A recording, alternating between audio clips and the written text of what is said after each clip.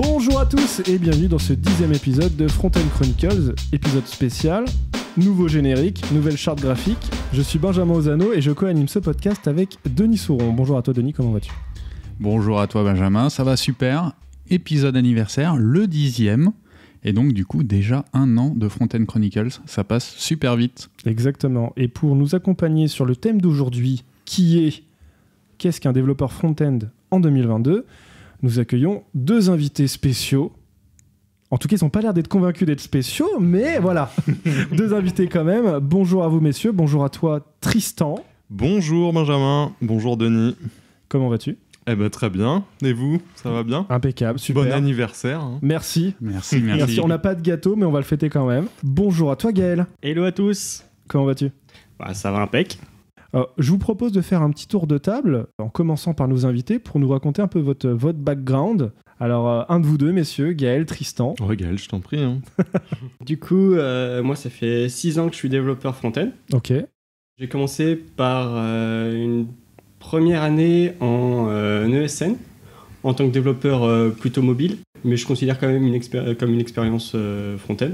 Et puis ensuite, je me suis plutôt dirigé vers le web et ça fait maintenant 5 ans que je suis dans la boîte où je suis. Donc tu disais développeur mobile et tu te disais développeur front-end.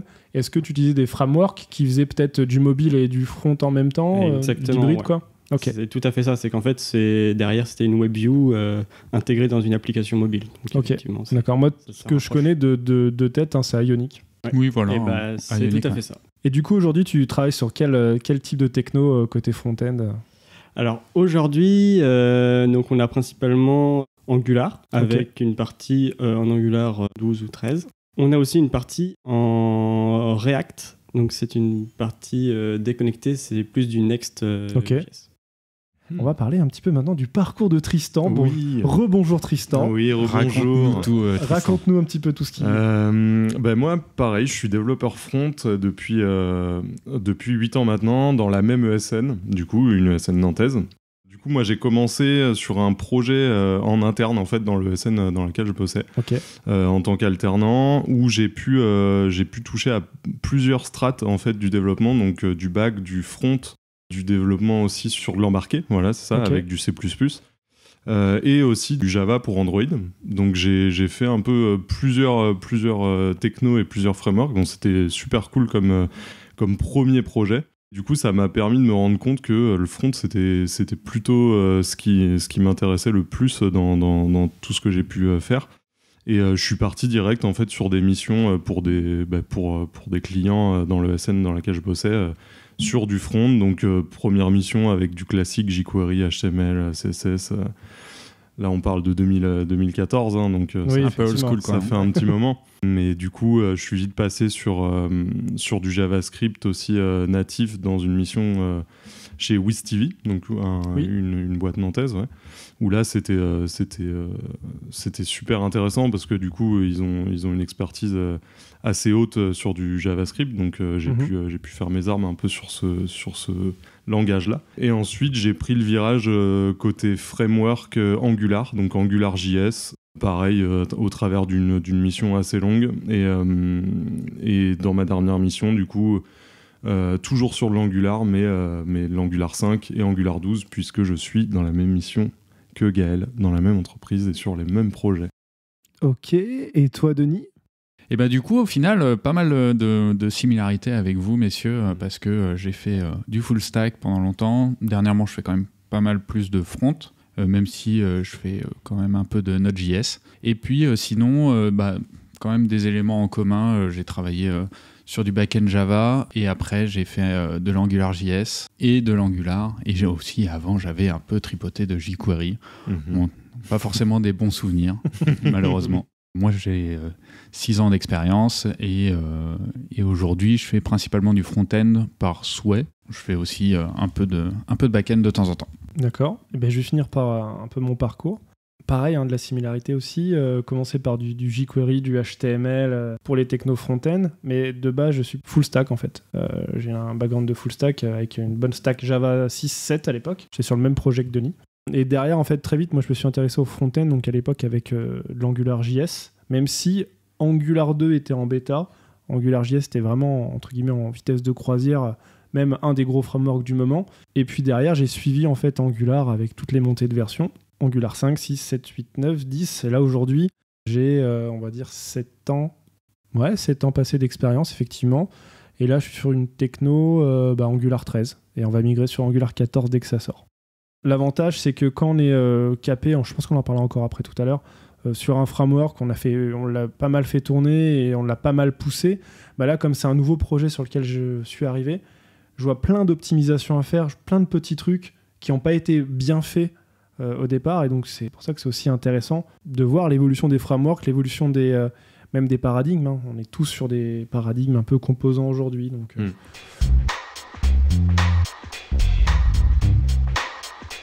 Première petite question, c'est quoi déjà aujourd'hui un développeur front-end ? Qu'est-ce qu'on entend dans le front-end aujourd'hui ? Je pense que déjà, c'est pas une petite question, c'est une vraie question solide. Peut-être aussi parler de l'évolution du métier, parce qu'il y a un petit moment, c'était juste générer des pages avec un serveur et puis rajouter un peu de CSS, rajouter un peu de JavaScript. Aujourd'hui, je pense que ça a beaucoup bougé.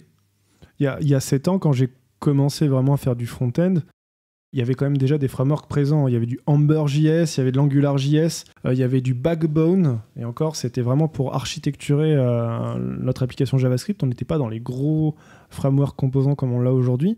Mais il n'y avait pas beaucoup plus d'intelligence. Je ne sais pas ce que vous en pensez, les gars. Est-ce que vous êtes tombés, peut-être pas, sur des profils intégrateurs, je ne sais pas, dans votre carrière ? En fait, la grande différence qu'on a avec un AngularJS ou un jQuery, c'est le fait qu'on soit dans une SPA ou pas. C'est-à-dire qu'en fait, AngularJS à l'époque était quand même une révolution dans le sens où on n'avait pas besoin de recharger toute la page et on pouvait naviguer dans le site sans avoir à tout régénérer de A à Z, quoi. Le fameux effet waouh, tout départ, c'est qu'on touchait un champ et on avait en fait le fameux model value, on touchait l'input et le MVC, incroyable, on touchait à rien et en gros, tout seul, en fait, il mettait à jour la valeur. Ce qui aujourd'hui, finalement, moi, j'essaie de me battre contre ça parce que ça fait plein d'effets de bord dont on n'a pas besoin. Et donc, du coup, aujourd'hui, c'est vrai que le métier s'est quand même beaucoup complexifié. On revient en plus sur certains concepts, notamment la génération côté serveur qui revient en force pour les SPA. Et en parallèle, on a un domaine qui, lui, s'est jamais essoufflé, c'est la génération statique. Et du coup, en fait, aujourd'hui... on arrive un peu à un moment où en fait on converge tout et on arrive à avoir des frameworks qui vont nous faire de la SPA, de la génération statique, qui vont nous faire du rendu côté serveur. Et en fait, on commence à avoir beaucoup de choses à gérer. On n'a pas parlé encore de state management aussi, parce que qui dit application dit gestion d'état. Avant, ces états-là, ils étaient directement synchronisés avec le serveur, parce que c'était le serveur qui générait la page. Oui. Et on avait quelques appels XHR de synchronisation, et puis c'est tout.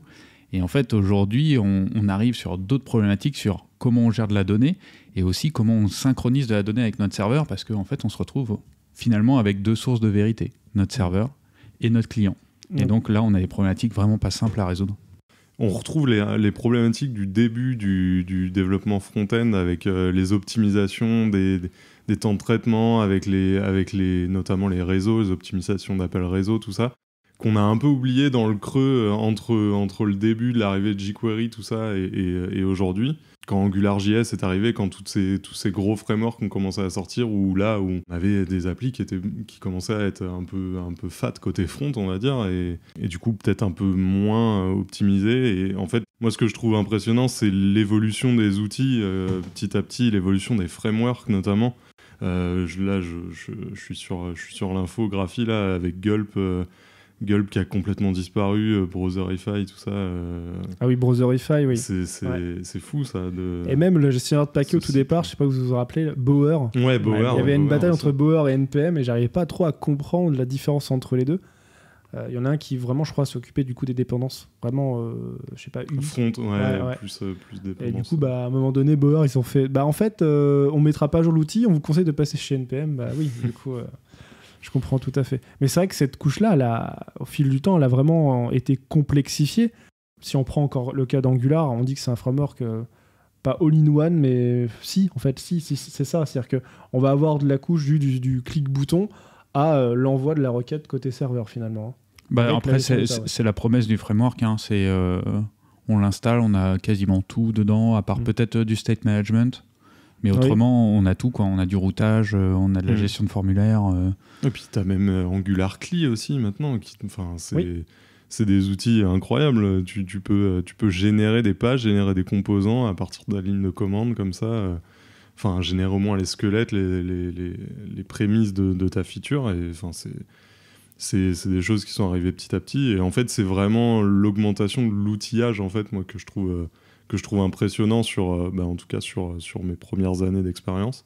Et c'est là où on voit en fait que toute la complexité qu'on voyait côté serveur a été déportée aussi côté front. Je dis pas qu'il y en a moins, je dis juste qu'il y a pas mal de choses qu'on retrouvait uniquement côté serveur, côté back, qui a été déporté côté front. Et même des fois maintenant, quand on est capable de lancer des technos comme du serverless ou des lambda functions, où c'est juste une exécution qui est jetée dans le cloud pour répondre à ton traitement, tu vois bien que toute la logique et l'intelligence, elle n'est plus vraiment côté serveur dans certains cas.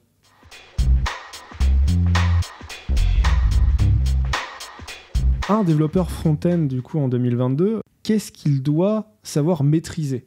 Déjà, le HTTP, de base. Toi, tu commencerais par le HTTP ? En fait...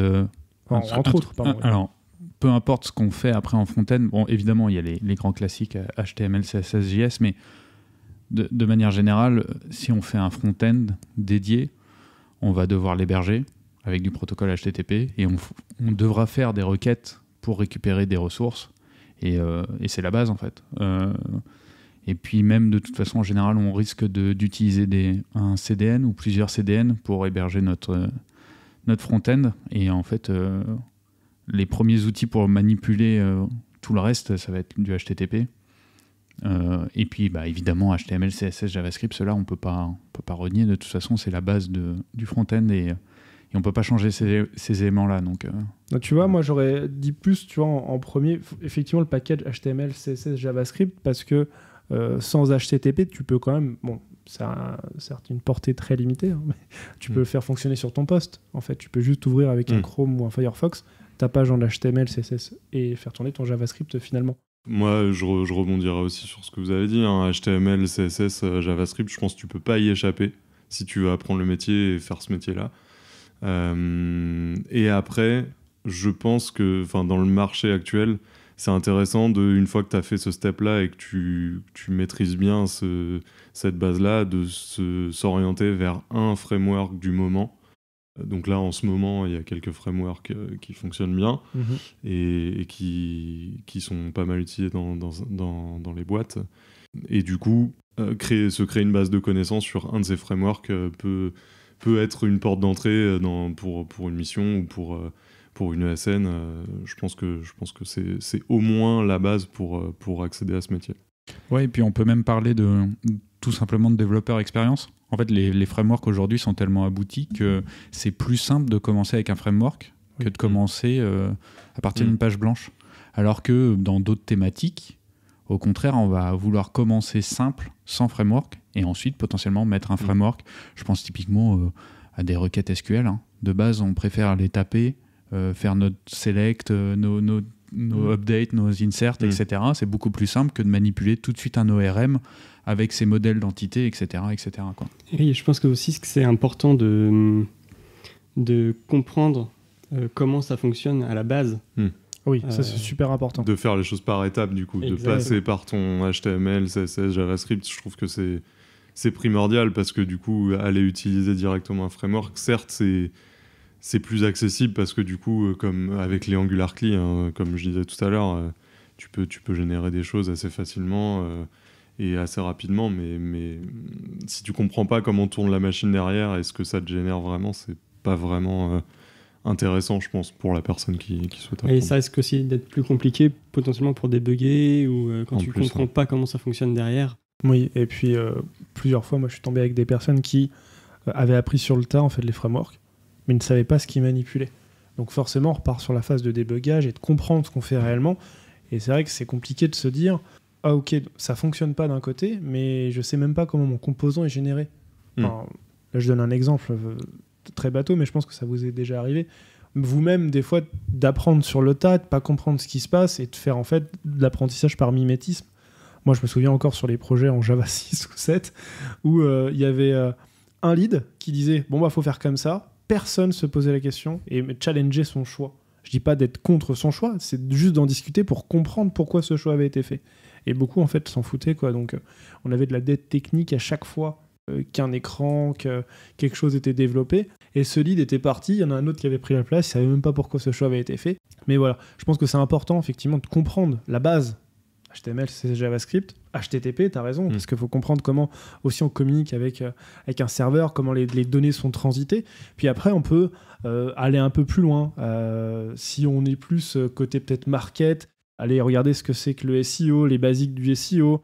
Si on veut avoir des sites à plus grande échelle, tout ce qui est accessibilité, c'est important. Si on veut, moi je sais pas, pareil encore côté SEO, avoir du HTML sémantique, pourquoi vous mettre une seule balise H1 sur une page et pas plusieurs, et ainsi de suite. En fait, donner du sens aussi à son HTML, ça peut faire une partie du truc. Et puis après, le JavaScript, faut pas oublier qu'avec ces dernières versions, là, depuis 2015, on est sur un vrai langage de programmation.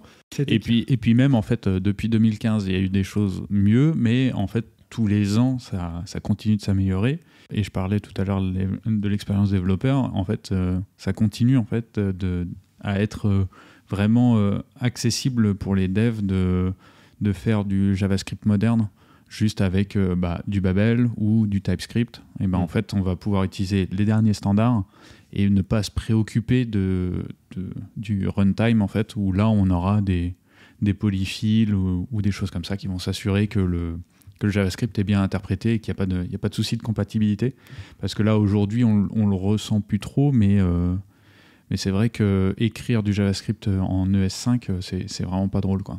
C'est vraiment pas drôle. Ah non, c'est pas drôle du tout. Même ce qui est assez marrant, c'est de se dire, bon là, je pense qu'on est peut-être tous d'accord autour de la table que TypeScript, c'est quand même un vrai outil professionnel aujourd'hui, et je vois mal développer des applications pro sans TypeScript. Là, en tout cas, aujourd'hui, Et ce qui est assez marrant, c'est que tu peux quand même tester en ligne. Je crois que c'est sur le site de TypeScript tout court, en fait. Il y a un playground. Il y a un playground, il y a un bac à sable.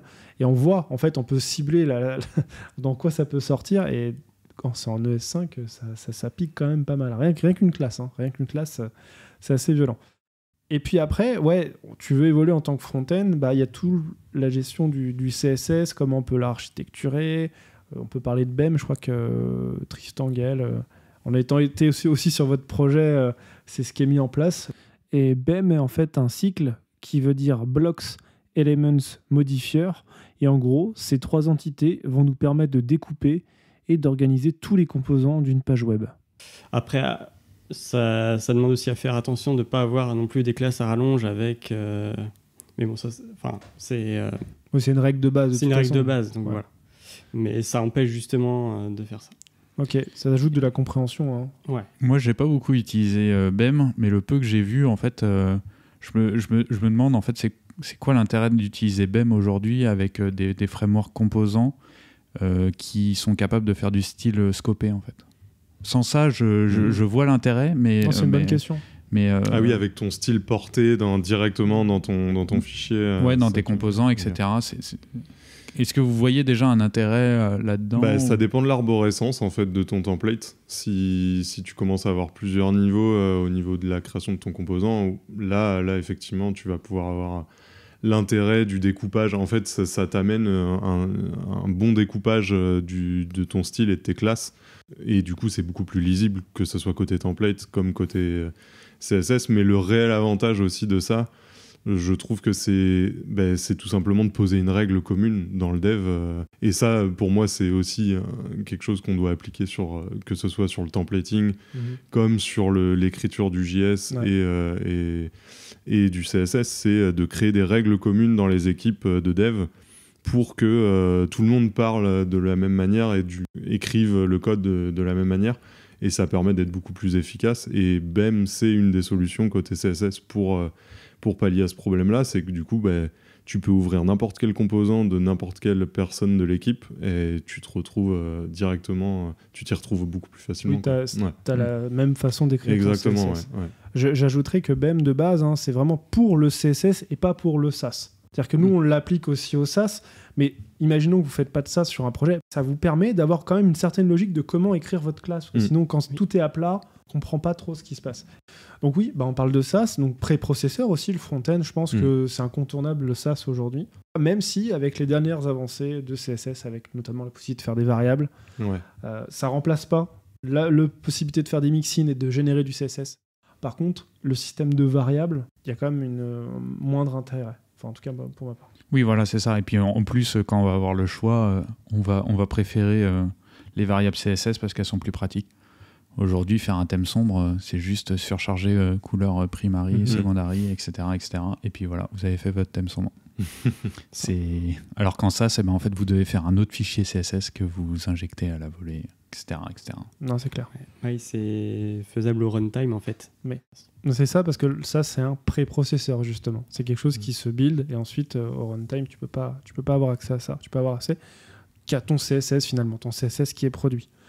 Alors, on va passer un petit peu côté tooling, parce que le front sans le tooling, on en a parlé un petit peu avec Angular CLI, mais il y a plein de petits outils qui sont sortis depuis. Webpack, Rollup, je crois que Gaël, tu l'avais mis en place. C'est principalement de la configuration. D'accord. Et de l'import et export par barrel. Ah oui, ok. Et ensuite, ça fonctionne par plugin. Donc il y en a déjà un certain nombre qui est disponible et qu'on peut facilement importer grâce au package JSON, grâce à NPM. Et on peut aussi en faire des customs. J'ai eu l'occasion d'en mettre en place pour pouvoir agréger l'ensemble des composants qu'on voulait exporter de notre librairie. Ok, moi j'ai juste entendu le nom et je l'ai juste utilisé, mais effectivement ça peut être intéressant pour être une alternative des fois à Webpack, qui est un peu velu au niveau de la configuration et peut-être pas les mêmes problèmes non plus. Hein. C'est aussi ça la grosse diff, c'est que Webpack c'est l'artillerie lourde, j'ai envie de dire. Voilà, c'est ça, ouais. C'est fou parce que ça, il y a 2 ans, Webpack c'était la révolution. Ouais, c'est ça. Et là d'un coup, moi je trouve ça dingue, quoi. Et donc oui, en parlant de bundler aussi, il y a Vite, qui vient du monde de Vue, et qui est assez monstrueux. Je l'ai mis en place sur 2-3 sites perso. Je sais que Denis, t'aimes beaucoup ça, toi. J'adore, et en plus, ça vient du monde de Vue, mais on peut aussi faire du React, du Preact. Oui, c'est vrai que tu peux changer en fait le et oui, langage. Voilà. En fait, au final, c'est plutôt Angular qui est tout seul. Bon, il y a Svelte aussi, mais qui est un peu particulier. Mais du coup, comme Angular a une politique d'embarquer sa configuration de packaging et de le masquer justement, et de fournir juste une configuration Angular JSON qui est accessible à tout le monde, mais on n'a pas accès à la configuration Webpack qui est en dessous. En fait, on ne peut pas changer de bundler, on ne peut pas le reconfigurer. Alors que les autres frameworks comme React, Vue, etc. se basent en général sur du Webpack ou du Rollup. Et dernièrement, du coup, avec Vite, c'est beaucoup plus performant. Et puis Vite, maintenant, c'est ready en prod, quoi. Okay. Directement, parce qu'avant, il y avait le bundle de dev qui était basé sur Vite. Et après, le bundle de prod, c'était du Rollup qui était embarqué. Et là, maintenant, alors la technologie qui est derrière, c'est ESBuild. Donc, c'est pas Vite qui a tout inventé. Hein. C'est juste qu'ils ont bien branché les câbles. Ce sont des ES modules, quoi. Oui, voilà, c'est ça. On peut charger des ES modules directement à chaud. Voilà. Et le démarrage, il est instantané parce que c'est au moment où on va requêter la ressource qu'on va la récupérer. Et pas comme dans Webpack où en fait on agrège toutes nos sources. On fait un gros bundle avec et puis on démarre ce bundle-là. Non, là on démarre juste notre index.ts et puis suivant les routes qu'on charge, on vient charger à chaud les fichiers qu'on a besoin. Et ce qui fait que les démarrages d'appli, déjà ça scale hyper bien. Et puis au niveau du build, c'est basé sur ESBuild qui est vraiment le top aujourd'hui en termes de build.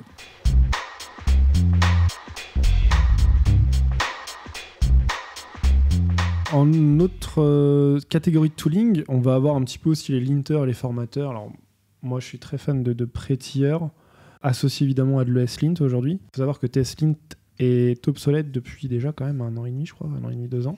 Ouais, ça traînait depuis 2019, je crois qu'ils étaient deprecated. On ne savait pas où est-ce qu'ils allaient. Il y avait par exemple Angular qui était vraiment fan de TSLint. On attendait aussi comment ils se positionnent, est-ce qu'ils migrent vers ESLint ou pas. Et en fait, voilà, la situation s'est stabilisée après avec le temps. Tout le monde a convergé vers ESLint et je pense que c'est le mieux comme ça parce que y a plein de gens qui qui connaissent très bien ESLint, parce que ça a quand même pas mal d'années ESLint, et c'était là avant certains projets TypeScript. Donc, Ah oui, complètement. on retombe tous sur nos pattes dans un environnement commun et qui est assez agréable en fait. Si vous vous posez la question de la différence entre Prettier et ESLint, ça peut arriver parce que ESLint a des règles de formatage. C'est que Prettier, vraiment, son but, c'est de formater votre code. Et aujourd'hui, on va avoir un fichier de config maximum peut-être 15 lignes. Et justement, c'est ça l'avantage aussi, c'est que on est sur un consensus de règles. À cela, du coup, ESLint, lui, va plus analyser statiquement votre code et vérifier que celui-ci respecte un certain nombre de règles. Et vous pouvez déléguer ensuite la partie formatage avec ESLint à Prettier. Ouais, Gaël, Tristan, vous utilisez ESLint, Prettier, souvent. Ouais, on avait mis en place du coup Prettier sur nos projets. Et récemment, je crois que sur la partie, sur notre librairie de Web Component, on a posé ESLint et on est beaucoup plus rigoureux sur le formatage et l'écriture du code justement. Donc on a les deux qui sont couplés, perso moi avec la partie Prettier dans le VS Code. Et ESLint du coup qui est même bloquant au niveau des commits maintenant. Donc ouais, c'est assez intéressant ces outillages-là et l'évolution de ces outillages-là, toujours dans le but d'avoir des règles communes et des syntaxes communes pour s'y retrouver et pour que le code soit plus maintenable. Alors, petite question justement sur cet outil-là qui vous permet de bloquer votre commit carrément, c'est ça ? C'est ça, ouais. Moi, je connais Husky. C'est exactement ça. Ouais. Ok. Parfait. Ouais, il y en a plusieurs. Il y a Linked Stage aussi. Ok. Voilà. Et l'avantage de ces outils-là aussi, c'est que du coup, on peut faire cette étape uniquement en ligne de commande, et ce qui nous permet d'être complètement agnostique de notre IDE.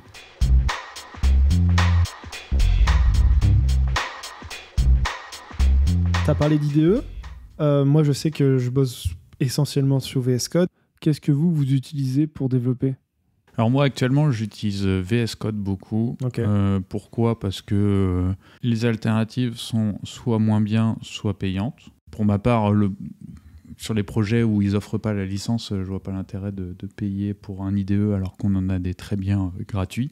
Et j'ai une petite mention spéciale pour un IDE que j'aime bien, c'est VS Codium. Donc c'est le même que VS Code, mais sans toute la tiraille Microsoft. Sans la télémétrie, la fameuse. Voilà, exactement.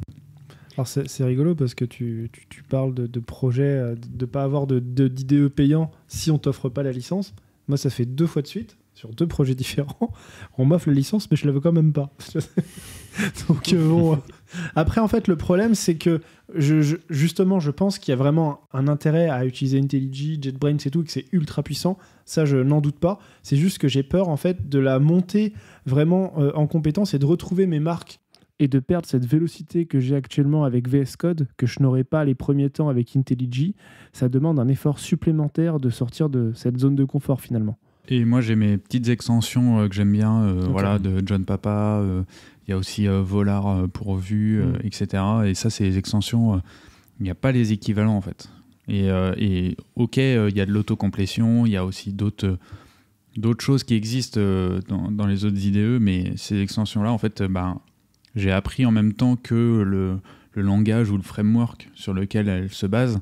Et donc, j'ai un peu du mal à dissocier les deux. Est-ce que les extensions de VS Codium sont compatibles ? Ouais, c'est vraiment les mêmes. Les deux sont compatibles. C'est les mêmes, ouais. Je crois que c'est en fait comme le VS Code est open source. Ils ont juste repris le package et viré la télémétrie, peut-être d'autres trucs. Ah oui, d'accord. Ouais, c'est ça. D'accord. Et après, sinon, c'est le même marketplace. Ah oui, t'as accès au même marketplace. D'accord, ok. Et du coup, Gaël, toi, tu utilises quoi ? Du coup, moi, je suis sur IntelliJ avec PHP Storm. Donc, c'est la solution payante qui, du coup, est payée par l'entreprise. Et aujourd'hui, c'est une solution qui t'offre pleine satisfaction. Oui. C'est complet, c'est tout ce que tu veux. C'est très complet. J'ai pas grand-chose à dire à part que j'utilise pas le terminal à l'intérieur de l'IDE parce que là, ça fait vite monter la RAM et ça devient inutilisable. Tu sais, moi, ça me fait penser, en fait, je sais pourquoi je passe pas dessus. Ça me fait penser à Eclipse. Oui, on est traumatisé par Eclipse. Voilà, par rapport à mon background de full stack avec non mais c'est vrai, avec Java 6 et 7 où il fallait du Eclipse et tout ça. Voilà, c'est pour ça que j'ai un mauvais souvenir, mais j'espère un jour me défaire de cette image-là. Et toi, Tristan, qu'est-ce que tu utilises ? Alors moi, quand je suis arrivé dans ma dernière mission, j'utilisais IntelliJ parce qu'on nous fournissait les licences. Et du coup, en milieu de mission, j'ai décidé de switcher, de tester un peu VS Code parce que ça me faisait de l'œil. Et j'avais un peu le même sentiment, je rebondis sur ce que tu disais tout à l'heure, ça me faisait penser un peu à un IDE back-end, un peu où les Eclipse ou comme vous disiez tout à l'heure, j'avais un peu ce sentiment-là. Et du coup, en passant sur VS Code, je trouve un IDE plus light qui reste personnalisable et grâce à la communauté aussi et au marketplace, tu peux le personnaliser selon ton usage. La question elle est vite répondue. Ah oui, d'accord, si je puis dire. Et ouais, je pense que ça soit pour mes projets perso ou même dans mes prochaines missions, je partirai sur cette idée-là sans hésiter. Ouais. Il y a un truc qui est intéressant, c'est que du coup, JetBrains, ils se sont réveillés là, il y a quelques temps en preview privé un IDE, nouvelle génération qui s'appelle Fleet, F-L-E-E-T, et qui vient en opposition directe, concurrence directe avec VS Code. Alors, comme je t'ai dit, preview privé, c'est-à-dire que pour le moment, faut vous abonner aux mises à jour et peut-être qu'ils vous donneront une clé ou un truc comme ça pour pouvoir l'installer. Mais en gros, c'est un truc qui est développé de zéro et au niveau de l'interface, ça ressemble beaucoup à VS Code. Et ce que j'ai l'impression, c'est que c'est câblé pour que vous ayez en gros un fleet qui se connecte soit à du Docker, soit des choses comme ça, qui vous permet d'avoir un environnement de travail, genre sous une VM ou plus simplement, et vous avez votre IDE, mais votre environnement de dev est situé ailleurs. En tout cas, c'est comme ça qu'ils le présentent. Je pense qu'on peut avoir un environnement comme VS Code, mais voilà, c'est juste pour vous dire que ça va arriver sur le marché bientôt, donc moi je suis curieux de savoir ce qui se passe, et c'est multilangage. Une petite question, qu'est-ce que vous améliorerez sur les IDE ? Le seul truc sur VS Code qui est chiant de base, c'est que par exemple, quand vous n'avez pas les bonnes extensions pour le SaaS, par exemple, le contrôle-clic ne fonctionne pas bien. En tout cas, moi, j'ai des contrôle-clics qui ne fonctionnent pas bien. Ou même, par exemple, dans votre... là, ça va être mon reproche, finalement, c'est le contrôle-clic. Pour vous amener directement à la ressource dont vous avez besoin. Ouais, après, je pense que c'est justement... c'est pour ça qu'on a besoin des extensions, c'est que la résolution, nous, avec notre œil humain, nous paraît évidente, mais la résolution de fichiers, elle est pas... S'il y a des alias, etc., c'est pas forcément évident non plus à résoudre ce lien entre une erreur qui a été identifiée et qui sort dans une trace et le fichier qui est réellement concerné par ça. Parce que des fois, il y a un matching direct, c'est-à-dire que le lien qui nous est présenté, c'est exactement le chemin du fichier parce que le gestionnaire d'erreurs va nous remettre vraiment la source via des source maps ou des choses comme ça. Mais il y a d'autres moments où il y a un petit niveau d'offuscation où voilà, on utilise souvent TypeScript par exemple, on a un bundler et des choses comme ça. Et en fait, c'est cette résolution qui n'est pas triviale. Et je pense que c'est là-dessus aussi où... Oui. Je suis d'accord avec toi et je rebondis sur ça, c'est que je sais que sur IntelliJ, le contrôle-clic fonctionne vraiment très très bien, tu as beaucoup d'informations et vraiment tu peux remonter sur pas mal de liens de fichiers, sur une appel de méthode, ou on peut retrouver ça sur VS Code, mais moins bien fait je trouve. Et c'est comme si c'était instable. Tu vois, des fois tu vas pas l'avoir parce que tu as ta compile TS qui est pas terminée, tu sais pas pourquoi elle est pas terminée, des fois elle a bugué. Voilà. Bon, après, ça, c'est inhérent aux projets qui sont open source, contrairement à JetBrains, qui va avoir, comme je l'ai dit tout à l'heure, une partie open source, mais comme tu payes pour un logiciel, tu as intérêt à ce que ça tienne la route, quoi. Et toi, Denis, ton avis sur IntelliJ ? En fait, c'est un dilemme. Alors, du peu que je me souvienne de IntelliJ, c'est aussi un peu les traumatismes que j'avais avec Eclipse et tout ça. C'est on démarre le logiciel et il faut forcément charger un workspace avec toute son initialisation, tout son bazar qui prend une tonne de temps. VS Code, c'est l'inverse. On a un chargement rapide, mais après, on a toutes les fonctionnalités qui vont s'initialiser et donc du coup, on a accès au code, mais l'autocomplétion ne marche pas tout de suite. Donc là-dessus, il n'y a pas de réponse. De toute façon, il faut du temps pour charger toutes les features, JavaScript, TypeScript, Sass, les plugins, etc. Globalement, il y a une approche que je préfère, et c'est peut-être pour ça aussi que j'utilise beaucoup plus VS Code, c'est qu'on peut l'ouvrir quasiment tout de suite, créer un nouveau fichier, écrire dedans, il n'y a pas de workspace à charger. Et aujourd'hui, en fait, moi, le VS Code, j'utilise pour développer, mais je l'utilise aussi comme on utilisait un Notepad++ avant, en fait. J'utilise plus du tout Notepad++ ou Sublime Text. Le Sublime Text, exactement. Tu veux dire pour prendre des notes, par exemple, ou pour... C'est un format où tu peux écrire tout de suite, comme un bloc-notes, en fait. Ouais, ok. Il y a un outil aussi qui existait, qui existe toujours, qui s'appelle Atom Ah oui. également. Oui. Alors, ce qui est rigolo, c'est que c'est toujours maintenu, sauf que VS Code, c'est Microsoft. Microsoft a racheté GitHub. Et les deux logiciels font finalement un peu la même chose, même si VS Code a beaucoup plus de plugins aujourd'hui.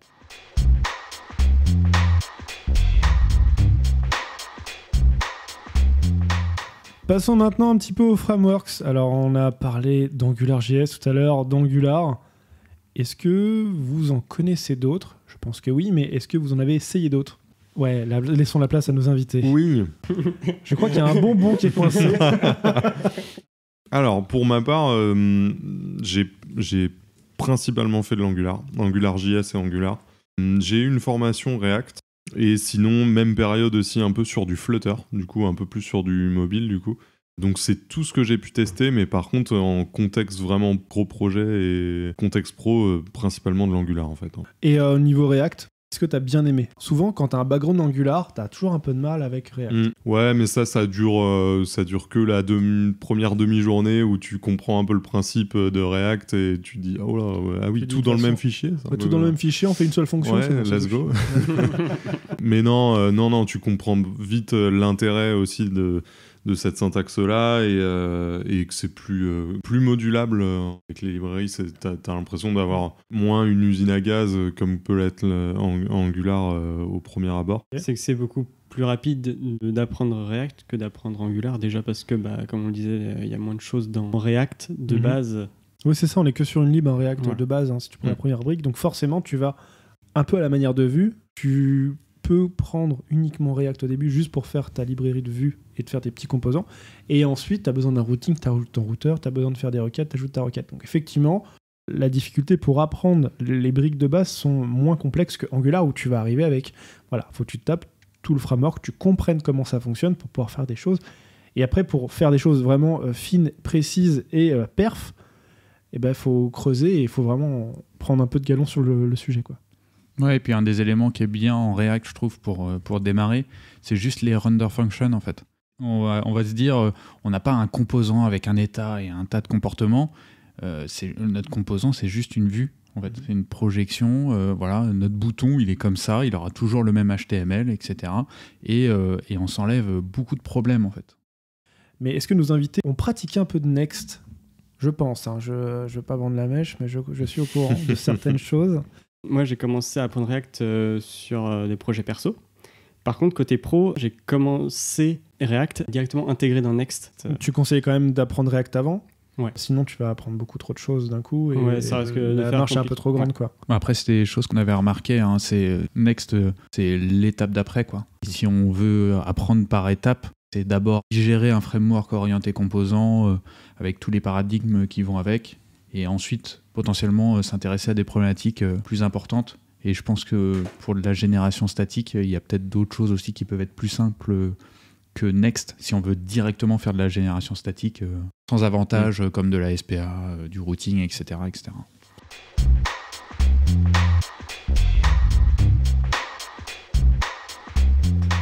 Donc là, je vais juste vous parler de State of JS 2021 et des frameworks où on a été le plus satisfait à utiliser.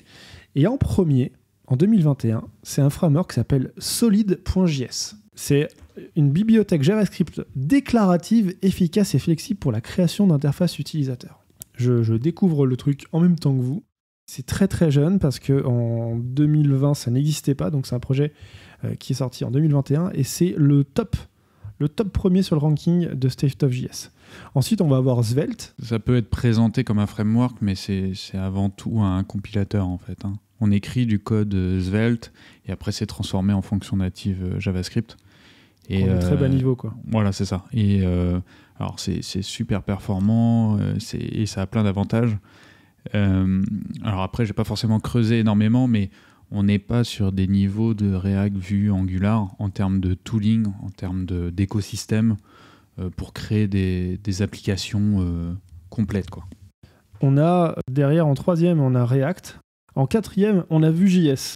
En cinquième, on a Alpine.js. Pareil, hein, c'est des choses que je découvre aussi. Alpine.js était déjà présent en 2020 dans le sondage. Après, c'est peut-être aussi, comme le premier framework Solid.js que tu présentais, c'est peut-être des frameworks qui sont assez récents, qui ont assez peu de développeurs. Et donc, globalement, la masse de développeurs qui l'utilisent est très satisfaite de ce framework. Mais en fait, voilà, c'est assez peu utilisé, ce qui pourrait expliquer le fait que on en ait assez peu entendu parler, tout en ayant un taux de satisfaction assez élevé, quoi. Et donc, Alpine.js, c'est un framework front ultra léger qui inclut, comme ils disent, une collection de 15 attributs, 6 propriétés et 2 méthodes. Un peu comme le bundle minimaliste de Vue.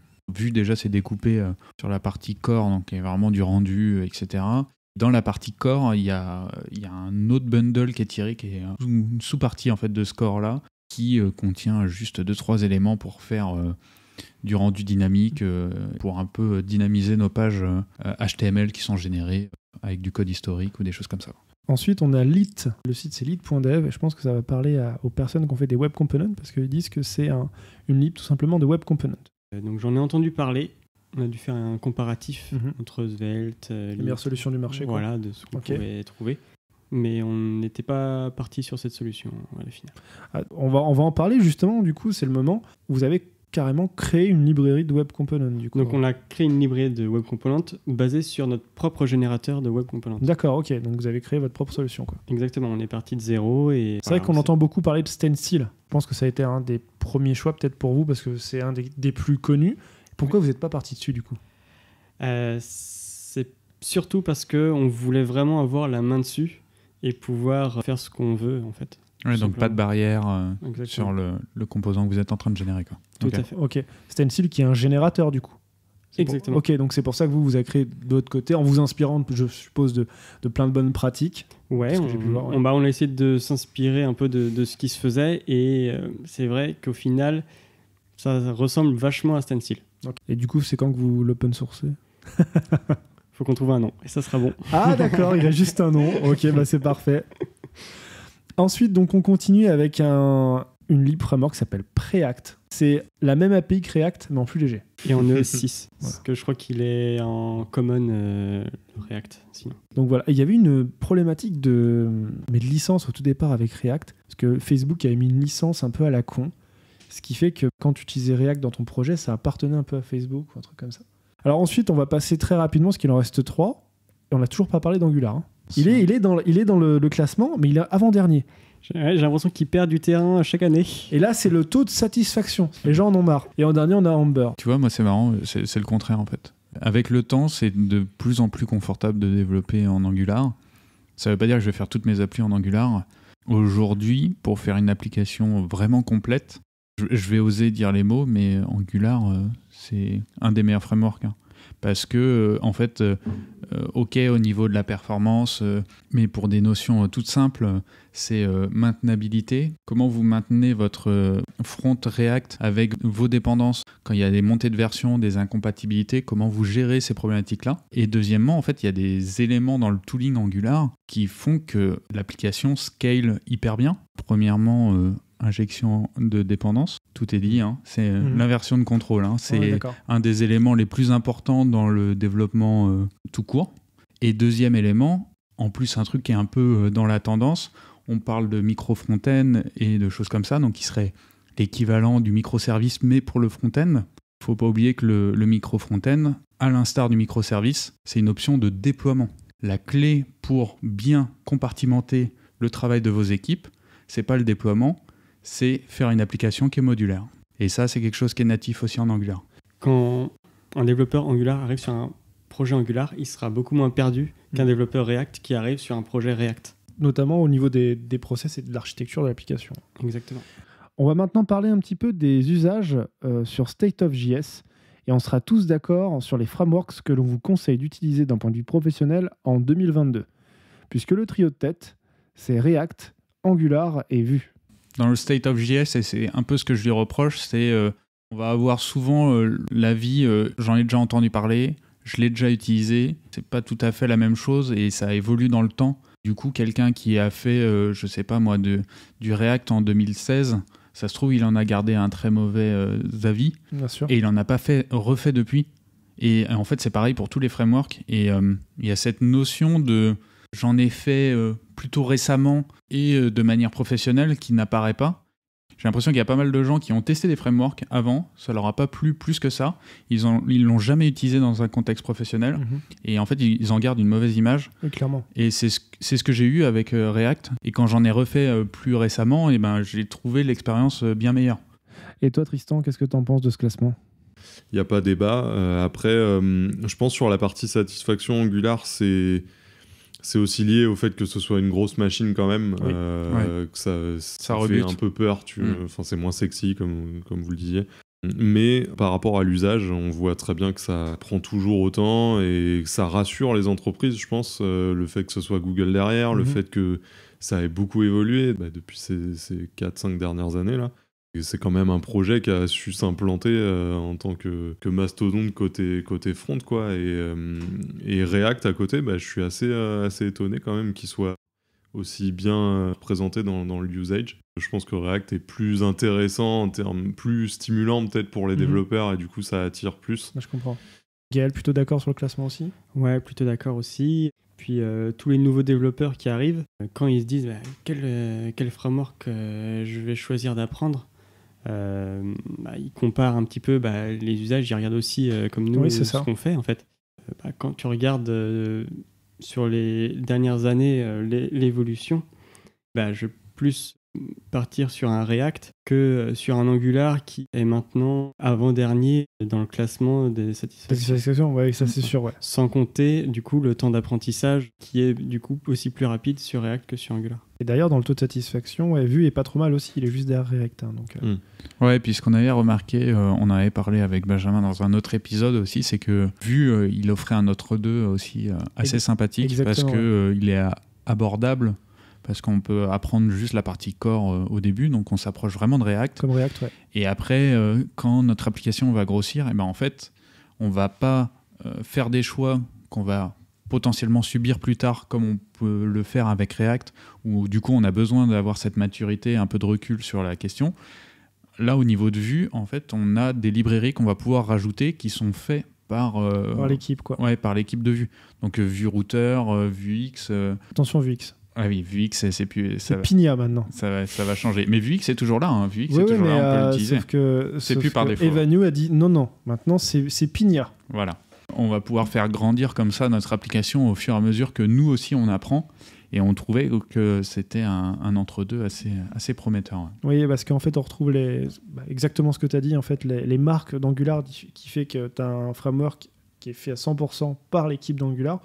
Là, tu peux te appuyer sur la communauté, sur la documentation qui est très très bien faite et tout ça, quoi. Et enfin, pour clore ce podcast, je vais vous poser une dernière question. En 2022, vous, en tant que front-end, qu'est-ce que vous avez envie d'aller apprendre, faire ? Qu'est-ce que vous avez envie de créer ? Ce que je vais dire, ça va te parler, Benjamin. Moi, ce que j'aimerais, c'est creuser l'aspect complet justement de ce qu'on fait au niveau front-end. Donc dernièrement, j'ai surtout fait des SPA, donc des Single Page Applications. J'ai fait aussi de temps en temps de la génération côté serveur. Et en fait, j'aimerais bien pousser encore plus loin et rajouter la partie génération statique. Là, on n'a plus une phase de génération qui est faite par un serveur, mais elle est faite au moment de la compilation. Et ensuite, on héberge nos pages déjà préconstruites. On change vraiment de manière pour gérer notre application. Et à chaque fois qu'on va avoir une nouvelle donnée, en fait, on va reconstruire la page, on va la repousser sur des CDN, etc. Je trouve que c'est le bon équilibre entre la performance, des requêtes qui sont les plus petites possibles, et en même temps, beaucoup d'interactivité, des choses qui sont facilitées aussi pour les périphériques où tu as une connexion qui est moins bonne, etc. Tu parles vraiment d'une hydratation très ciblée, du coup, en fait, de tes composants sur la page, quoi.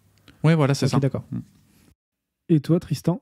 Je pense aussi à cette nouvelle page des technofronts sur ces frameworks-là de génération statique. On se confronte maintenant à ces nouvelles problématiques-là, que ça soit lié à de la SEO, lié à de la perf de génération statique, donc les frameworks comme Next, Nuxt aussi côté Vue. Et ce qui est intéressant, c'est que c'est basé sur ces frameworks de base qui sont déjà bien ancrés et connus de la plupart des développeurs front. Donc le gap va pas être trop violent, je pense, même si ça rajoute une strate de complexité qui est à prendre en compte. Alors, ça peut toujours être intéressant d'aller tester d'autres frameworks, parce que moi, sur mon parcours, j'ai pas mal utilisé Angular, donc à travers nos discussions, il y a des choses qui peuvent être super intéressantes sur d'autres frameworks, donc ça peut être quelque chose à expérimenter dans les mois à venir.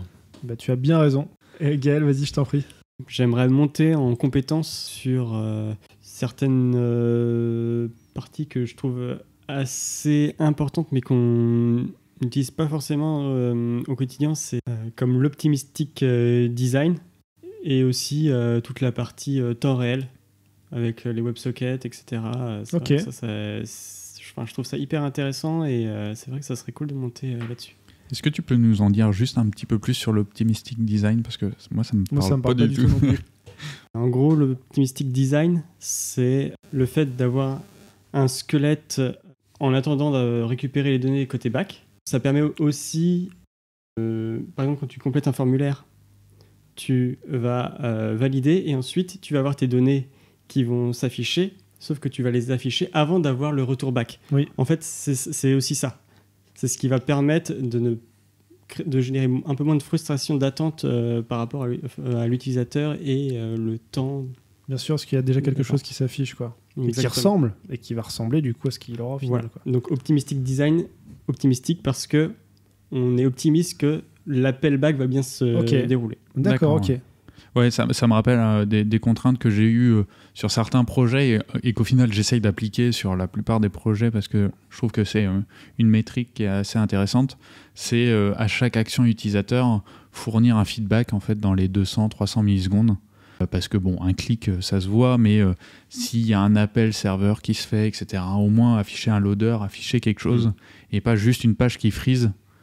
Pendant qu'il y a des traitements qui se font, quoi. Surtout dans une mécanique d'application monopage, on sait aujourd'hui que quand on fait une navigation, on ne cherche pas un nouveau document et donc le navigateur, il n'y a pas le petit spinner en haut, donc il faut apporter du feedback utilisateur le plus souvent possible. Ok, ça me parle du coup.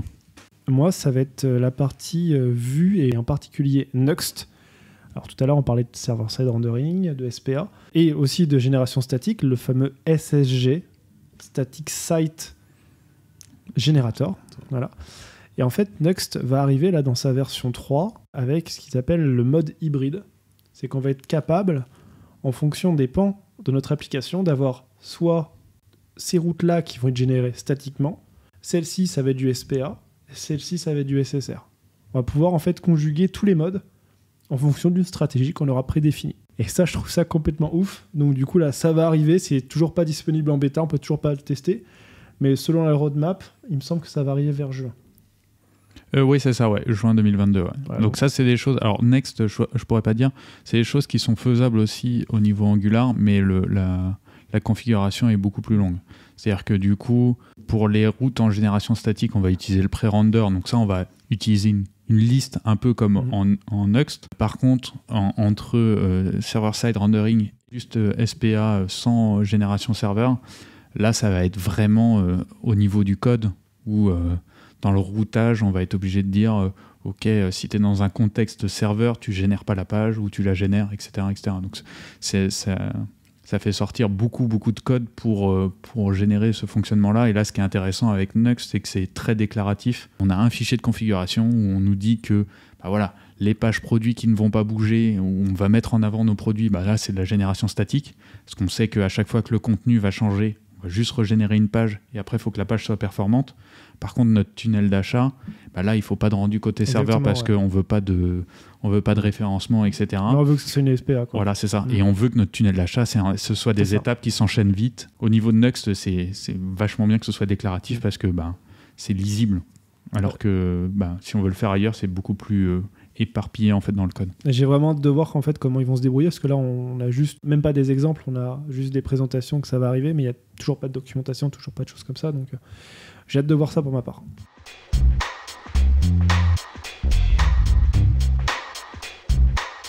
C'est la fin de notre podcast. Merci à vous, messieurs. Merci beaucoup. Merci à vous. Merci d'être venus.